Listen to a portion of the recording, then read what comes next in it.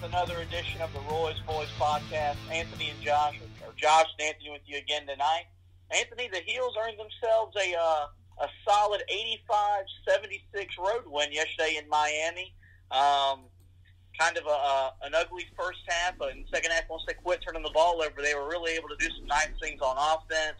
They controlled the glass against a smaller and short-handed Miami Hurricane team that really helped them get the road victory.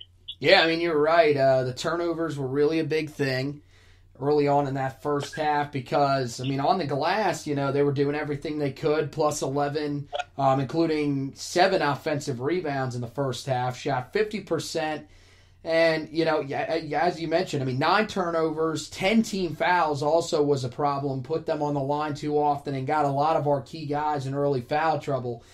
You know, including guys like Nazir Little and Luke May, who were both having pretty solid games up to that point. So, you know, I thought that was one of the things that definitely hurt the Heels, as well as the three-point shooting of Miami. I mean, Miami shot just 12 of 29 in the first half, but they were 7 of 14 from outside, and that was one of the big things for the Hurricanes in the first half. You know, they did a good job of driving the basket and, you know, bringing our guys in, a lot of over-hedging by the guards, leading to some open threes from the outside. And Chris Lykes was the guy that was on fire for Miami in that first half. So, you know, I think that at halftime, you know, I don't know how everybody was feeling, but at this point, you know, we've seen it, you know, now in a few games in a row where, I mean, look, we just haven't really seemed like going into the locker room we were playing our best basketball, but in the second half we really came out and picked things up. So, you know, I wasn't really overly concerned in the first half, but, you know, the turnovers continue to be an issue, and that's one of the things that they've got to get figured out, especially before they hit that back end of the schedule. Yeah, I know when it was at halftime. Now, granted, I didn't get to watch the game live. I was listening to it while I was at work. I tweeted, and I thought it was plain and simple. You quit turning the ball over. I think we'll win because we were owning the boards, like you said, plus 11 already at the break. And with Miami only playing 7 guys, eventually that's going to wear them out. And they did that. They only turned it over 6 times in the second half. So there was improvement there from first to second half. And, you know, I thought they would turn it over a little bit because Miami is always very tough to defensively man-to-man.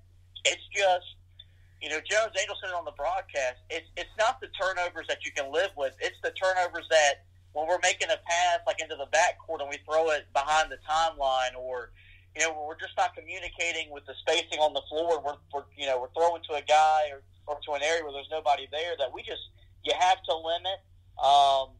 And you would hope that as Kobe White matures in ACC play, it'll limit.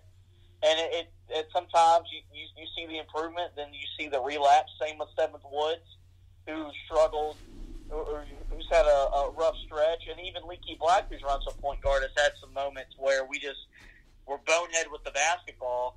But at the end of the day, I mean, I trust the Hall of Fame head coach, and I trust these players that eventually will iron it out because, like you said, come about the middle of February till the beginning of March, the schedule really heats up for this team. Yeah, I mean, and that's one of the things that, you know, I think they realize, and, you know, they're going to continue to, you know, improve, I think. You know, they know what their mistakes are. And, again, you know, we've seen them, I think, improve for the most part, you know, throughout the season. I mean, 15 total turnovers in the game, you know, not really all that bad. That's kind of an area that you'd like to see them in. I mean, probably a little bit lower. I mean, the magic number that I've been seeing for most of the year in the games where we played well has been 11.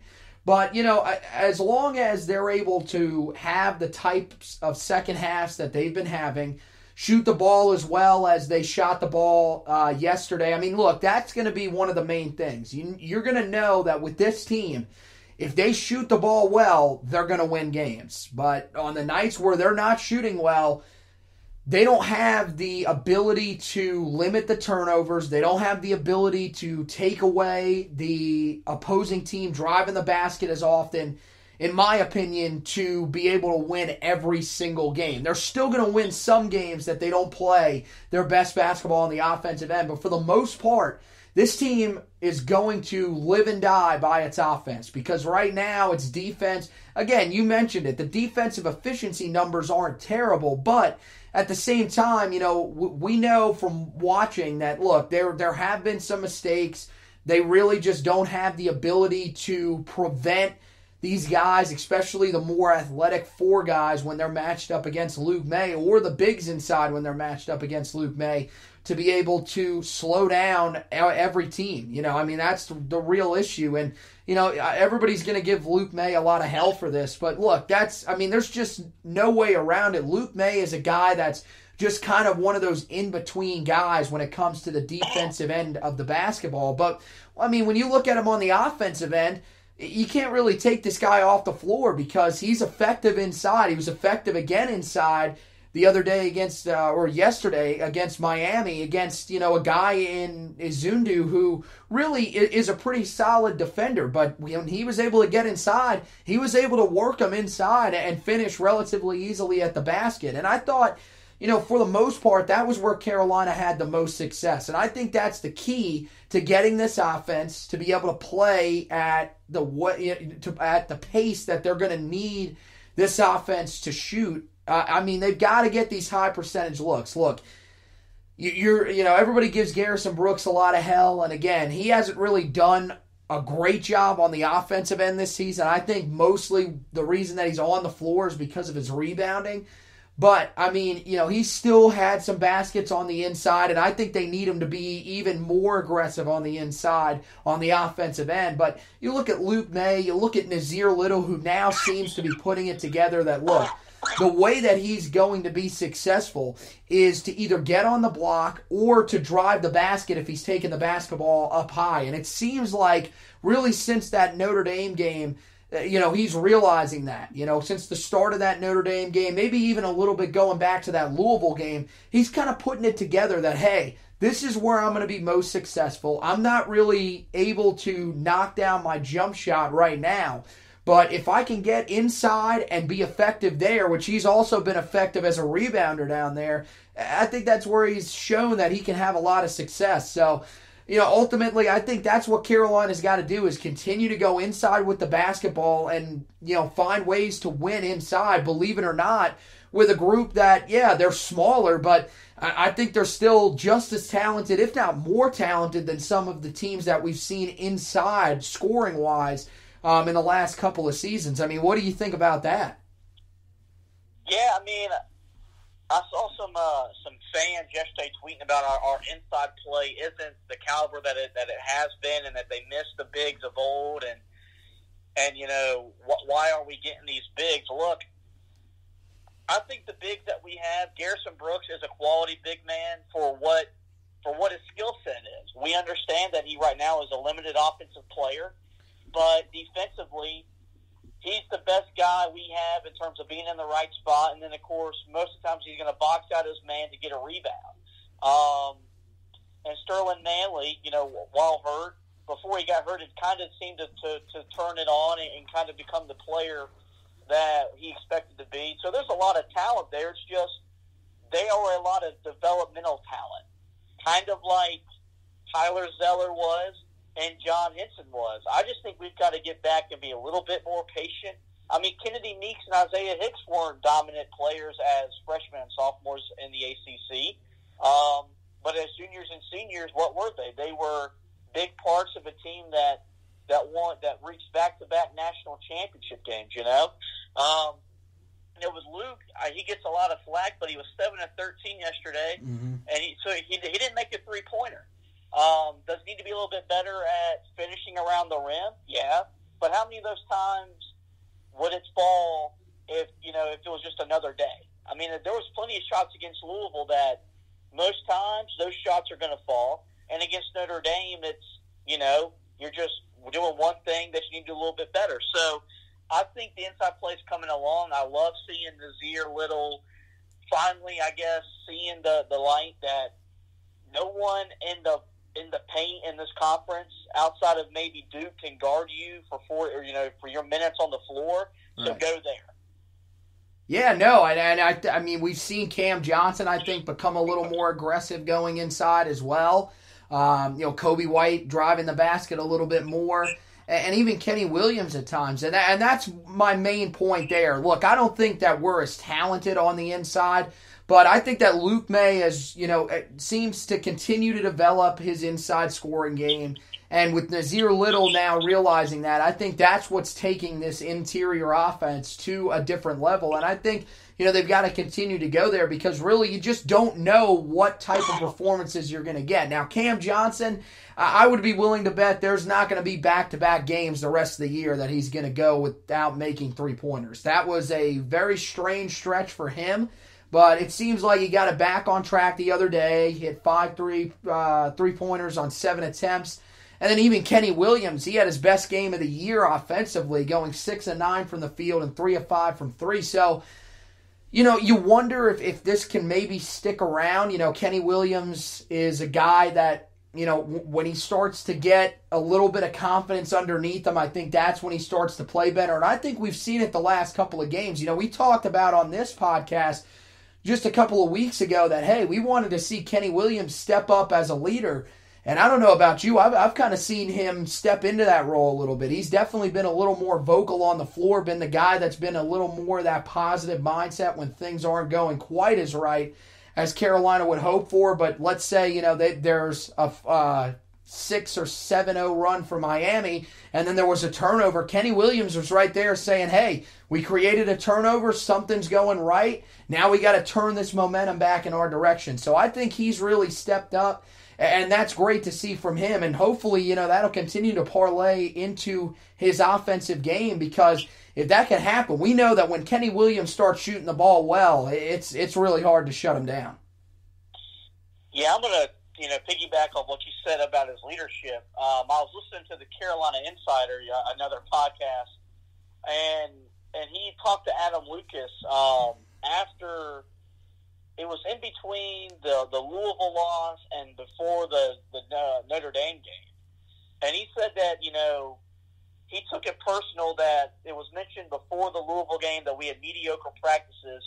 And he said that it felt like it was his fault that he walked out of all those practices and never said anything to the guys, but, hey, we got to be better, or this, that, and the other. And so after we got our butts kicked against Louisville, he was not going to let that happen. And we talked about, after Louisville lost, hey, we do need a leader because we don't seem to have that kind of guy who's a vocal guy, where Luke May is kind of do it by example, same with Cam Johnson. And we, like you said, we called out Kenny Williams, and I don't know if he listened to this podcast or not, but he's certainly listened, and his play has responded. He's too good of a player to not eventually start making shots, but this team needs his offense because we need the balance. Because we're just not built to have two guys carry us through this conference and then, of course, in the tournament. Yeah, and I mean, that seems to be the area where we need another guy to step up is from outside because, we've gotten the interior play for the most part. And really, you mentioned it. He's a senior leader. And the thing is, everybody that said early in the year, well, we need to take him off the floor, and that's how we get Nasir on the floor. Just put Nasir at the 3 and move Cam Johnson to the 4. First of all, you're not going to move a guy with the size that Cam Johnson has away from that 3 spot because you want him to be able to get in position to get rebounds, and it's just not going to happen. And then, I mean, when you look at Kenny Williams, he's a great defender, and that's one of the things that people have to realize. Now, do I think he's having his best defensive year of his career? Probably not. That would probably be last season. But at the same time, I still think he's one of our better defenders. I think Garrison Brooks, like you mentioned earlier, would probably be the only other one because he's the guy that's won the most defensive players of the game so far this season. And granted, that award has, been taken away and not given out to anybody. What is it now? I think it's 5 times or 6 times so far this season, which is easily a record. That was something that I think actually, I think it was 5 times, and they prior to that, they had just 5 times during the Roy Williams era that was not given out, which is basically where you have more positive defensive plays than negative defensive plays as marked down by the coaching staff. So, you can't really take a guy with the defensive prowess that Kenny Williams has off the floor and just say, well, we're going to throw in a freshman in Nazir Little, who, granted, has been good on the defensive end, but, he's still a freshman. He's going to make some mistakes out there. You want your senior leader out there. Kenny Williams continues to show that, look, he can take those charges when needed and everything like that. So, if his offensive game can come along at the same pace and he can start to pick it back up again, look at the fact also that he had 7 assists yesterday. And that's one of the big parts of this Carolina team this year is the, amount of assists that they have on these baskets. It's one of the best assisting teams that they've had in a long, long time at Carolina. I believe it's still since 1991 was the last time that they had. Yeah, was the last time that they had a team that was this good. And, they may have even surpassed the Final Four, by the way. Right, and they may have even surpassed that team with the performance that they had yesterday. It's ridiculous to think that, look, they hit 33 field goals yesterday, and 26 of them were assisted. And this is a more and more common thing.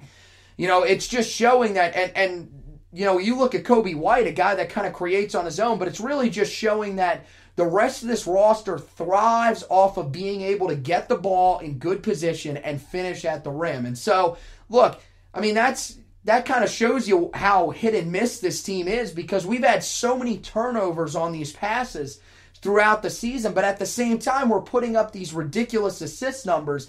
It's just kind of head-scratching, but you got to love how Carolina shares the basketball. There was a lot of that again yesterday where it was guys that were passing up good looks for better looks. There was one play in the first half in specific where it was pretty much Kobe White, Cam Johnson, and Kenny Williams just passing back and forth between each other. I believe those were the 3 guys on the floor. And they just keep passing the basketball back and forth, and you're like, okay, you're passing up pretty good looks here. When is someone going to take the shot? And finally, Kenny Williams takes the shot and knocks it down. It's just, you love to see that great ball movement, and everybody knows that, Roy Williams kind of lives and dies by the saying of, pass up a good shot for a great shot. So, I think that right now, the way they're moving the ball, if they continue to do that and combine that with, the second chance points that they're going to get because of offensive rebounds. They had 13 yesterday, and that's when Carolina's 3-point opportunities really come, is when they get these defenses scrambling. That's how I think they're going to be able to play the way they want to play. And also, if they continue to speed up these teams like they were able to do in the second half against Miami, that's what's going to get them to where they want to go. Yeah, no, everything you said, I totally agree with. This team is just, they've got a lot of flack. Our own fan base and some national critics have questioned this team, and all they are is 14-4 overall, and in a 6-way tie for first place in the sport's toughest conference. So even with the flaws this team has, whether it's containing the dribble on the perimeter or competing with size inside, this team is still finding a way to win big games. Especially on the road in the ACC, which is a credit of first off to the players, because they're the ones doing the work, and then Coach Williams and the staff putting these guys in good situations to win the game. So we're going to go ahead and transition into the preview for now today's big-time game against Virginia Tech. It's a home game in the Smith Center, and first place in the ACC is on the line with what happened Saturday in Durham, with Duke taking down Virginia, who was the last unbeaten in the ACC and overall in college basketball. So now you have a 6-way tie for first place. That includes Virginia, Virginia Tech, Duke, Carolina, Louisville, and Syracuse. And now Carolina's about to take on Virginia Tech in the Smith Center for first place in the conference. As we look into this game, what do you think are going to be some of the keys to help Carolina get a win over the Hokies? Well, here's the first thing that they've got to do. Look, we've been struggling to guard the 3-point shot. That's got to change in this game. Virginia Tech comes in shooting 41.8%, and they said it on the telecast the other day. They're the best 3-point shooting team right now in this conference. So Carolina's got to realize that, look, they're going to put up a lot of points. And again, the rebounding numbers not impressive at all. Only 33 rebounds per game. So that's an area that Carolina should control. But the thing is, if you let them shoot a ridiculous percentage from three, that's what's going to end up hurting you. And that's the thing that Carolina's got to be ready to defend. I mean, they've got four guys right now that score either over 12.8 points per game, led by Nickeil Alexander-Walker, who's been playing great so far this year. I mean, again, another team that's not very deep. That's one of the things that we've got to do early on and try to establish is getting into their bench early on, because if you're able to do that, that's where you're going to get them into a little bit of trouble, because outside of that, I mean, I'm looking at this team, and just by looking at the statistics, you can tell that these guys are impressive. I mean, Alexander Walker, who I just mentioned, shooting 55% overall and also shooting 43% from three. And, I mean, you got to look at it. Okay, you might say, well, how many three-pointers has he taken on the season? He's attempted 69 three-pointers and has hit 30 of them. So this is a guy that plays inside out, and he's still shooting 55% overall, as well as Kerry Blackshear, who's shooting 54%. So you got two guys right now that are shooting 54% or higher right now. Those are ridiculous numbers. So they're going to put up a good offensive fight. Carolina's got to be ready. And look, I'm going to tell you one thing about Virginia Tech. They are not going to be, I mean, they're still remembering that beatdown that they took in that game against Virginia. This is going to be their chance to prove themselves. Granted, it's on the road in a tough environment, but trust me, they have not forgotten that loss to Virginia yet. They took out a couple of frustrations against Wake Forest, but I have a feeling that they're going to come in ready to go for this game against us. Yeah, when I look at Virginia Tech, I've watched them live a couple of times. I've really been impressed. They have really good guard play, which you got to have to win in the ACC. But they've also gotten a little bit bigger, and like you said, they're a lot more better and efficient inside. And this team all around is efficient. For a team, they score 78 points a game, and they shoot over 50% from the field. So they're going to score at a high rate, but they're also going to take good shots, and then, of course, they're going to make those good shots. This team is coached by Buzz Williams, who I think has done just a fantastic job with that program. Right. Many people questioned when he left Marquette, because he had built Marquette into a reputable contender in the Big East and a team that was making the second weekend in the tournament on a regular basis. And I remember when he took the job, he was sitting on a CBS Sports TV caster on the tournament. He says, I think it's a sleeping giant in the ACC, and I think once we get, the type of players that we want into our program, we're going to be able to compete. And I think he's doing that, with them being tied for first in the ACC. I do think they'll come in with a little bit of an edge, because in two of their big games this year, they've lost, which was at Penn State, believe it or not, and then at Virginia when a game that was over at halftime. So they're still looking for that signature win, so to speak. This would be, December to really talk about resume builders for March. This would be a game that both teams would really help their resume. And I think this team's going to come in and really give Carolina a 40-minute battle. And the Smith Center is going to need to be into it, and this team's going to have to be ready to go from the tip. Yeah, no, I agree with you on that. And, I mean, the thing is this game sets up really well for Carolina to start using Nassir Little a little bit more if he can stay out of foul trouble. Because, look, from what I'm seeing, their starting lineup, they're going to have Kerry Blackshear, who I just talked about a little bit. He's going to be probably their center at 6'10".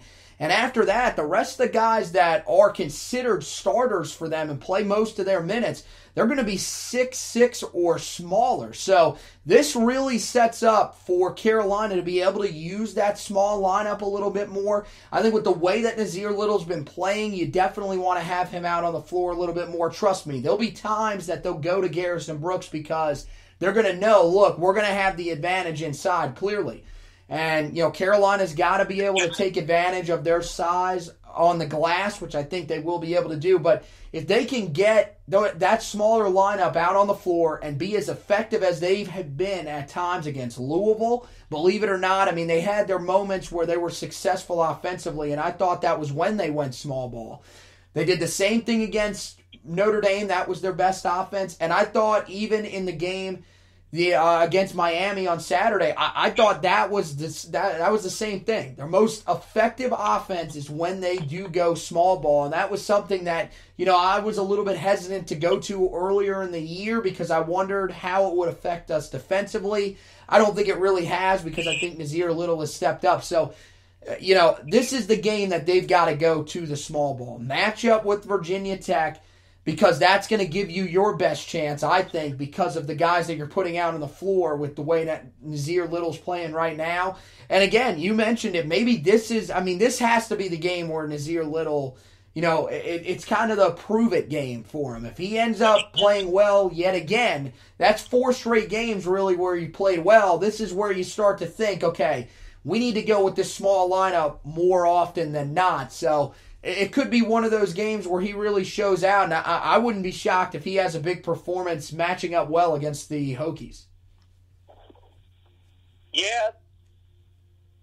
Well, I kind of lost my speech there. I do think you'll see this team match Virginia Tech a little bit more. I know Roy Williams doesn't always like to do that. He wants to make the team adjust to them, but if we have the difficulties that we seem to have at times guarding, whether they're going to screen a lot to try to get their guards on mismatches with our bigs, and I do think he'll deploy the small ball lineup as long as it's effective. If Nazir comes out and he's in one of those moods where he's passive and not aggressive, then he'll stick with Luke May and Garrison Brooks, and we'll figure it out that way. But I'm with you. I think this is the perfect day for him to really announce himself to the college basketball world, because this is going to be the biggest game on Big Monday. You're going to have two, probably at least. They're both going to be in the top 15. We don't know if Carolina will shake out moving up, and if Virginia Tech will likely move down with the loss to Virginia. There's not going to be another guy 8 miles down the road that's going to be hopefully not being talked about during our broadcast. So, this is really a time for him to stand out and maybe announce himself and be ready to be the starter over Garrison Brooks if Garrison again has a subpar game on offense to really jumpstart this team as they look to contend for an ACC championship. So we'll go ahead and pick this game. Well, really quickly, I wanted to mention one thing. With you said that Roy doesn't really like to try to match up with the opposing team. I mean, would it really be matching up with them, or would it honestly just be putting out what has been your best lineup here so far in ACC play, which is that small lineup with Luke at the 5, Nas at the 4, and then whatever combination you've got back there depending on what foul trouble or whatever you've got going on? I still think if he's playing quote-unquote smaller, then you're matching up with the opponent who's smaller than you are, just because he likes the size of Garrison Brooks and the rebounding and the defensive ability with him in there, because we're not as good defensively with Nazir at the 4 and Luke May at the 5, just because May's given up normally weight and size in the paint. But, I guess it'd be a really good question to ask him, or ultimately we don't have the opportunity to ask him those kind of questions. I listened to a lot of his press conferences and his radio show. That hasn't been asked yet with the whole lineup of Nazir playing smaller. I do think if he feels like that's his best 5, that at some point this year when we go out to tip the game off, that'll be the lineup on the floor, because he's shown that he's been willing to adapt and play smaller. He did it in 2014 with, it was 2013 with Marcus Page's team as a freshman.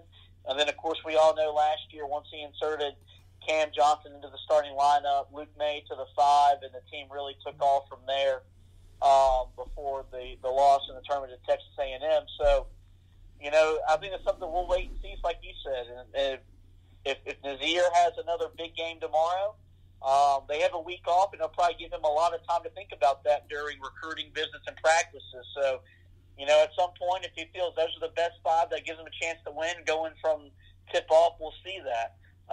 Is there anything else you want to talk about before we pick the game and the player that we think is going to have the most impact? No, I think we're good, man. All right. So we'll go ahead and pick the game and the player. It's like, we both said this is going to be a big-time game. And normally, under Roy Williams, Carolina performs well in these games. Normally, the Smith Center is at a different type of level. I know it's a weeknight, and it's a 7 o'clock tip, so traffic and all that other sorts could hinder the atmosphere from word go. I do think Carolina will find a way to win the game. I think this will be a high-scoring game. Both teams like to score. So 80 might not get it done tonight. That's always been, my magic number. Get it to 80, got a chance to win. We might have to get to 90 just because Virginia Tech is really – they're that good on offense, in terms of their numbers with their points per game and their shooting percentages from the field. But I do like the Heels.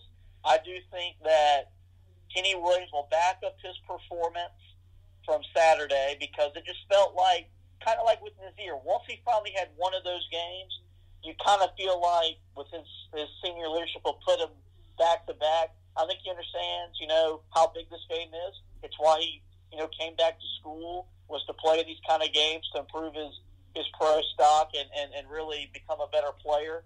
And you got to perform well in these stages. So I think Kenny will be the guy that leads Carolina to a big-time home win, propelling into first place in the ACC.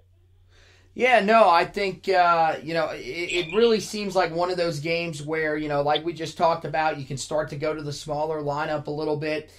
I think, you're going to definitely have to put up some points, but one of the things that I think kind of works in Carolina's favor in this game is that, look, Virginia Tech is a jump shooting team, and as we know, jump shooting teams can be fun to watch when everything is going right. But we've seen Carolina face these jump shooting teams so far this season, and usually how it works is in the first half, the other team does have some pretty good success. Carolina has a little bit of trouble being overly aggressive, trying to take away the drive to the basket and end up leaving these three-pointers wide open.